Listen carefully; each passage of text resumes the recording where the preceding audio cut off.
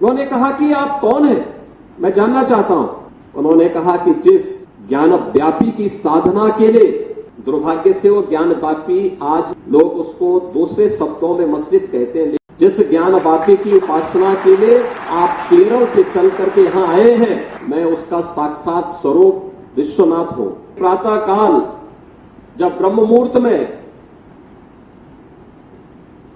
आदि शंकर गंगा स्नान के लिए जा रहे होते हैं, तो वह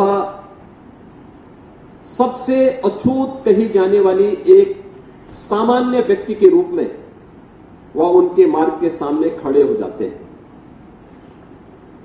तो स्वाभाविक रूप से आदिशंकर के मुंह से निकलता है, हटो, मेरे मार्ग से हटो।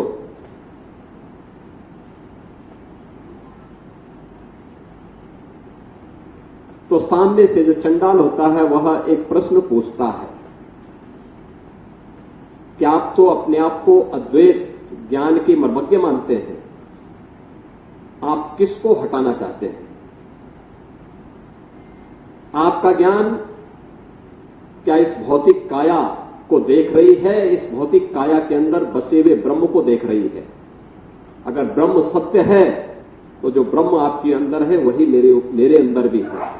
और इस ब्रह्म सत्य को जान करके अगर आप इस ब्रह्म को ठुकरा रहे हैं तो इसका मतलब आपका ये ज्ञान सत्य नहीं है।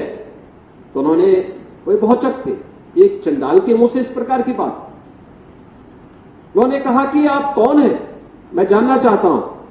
उन्होंने कहा कि जिस ज्ञान व्यापी की साधना के लिए, दुर्भाग्य से वो ज्ञान व्यापी आज लोग उसको दूसरे शब्दों में मस्जिद कहते हैं, लेकिन वो ज्ञान व्यापी साक्षात विश्वनाथ ही है। जिस ज्ञान व्यापी की उपासना के लिए आप केरल से चल करके यहां आए हैं, मैं उसका साक्षात स्वरूप विश्वनाथ हूं।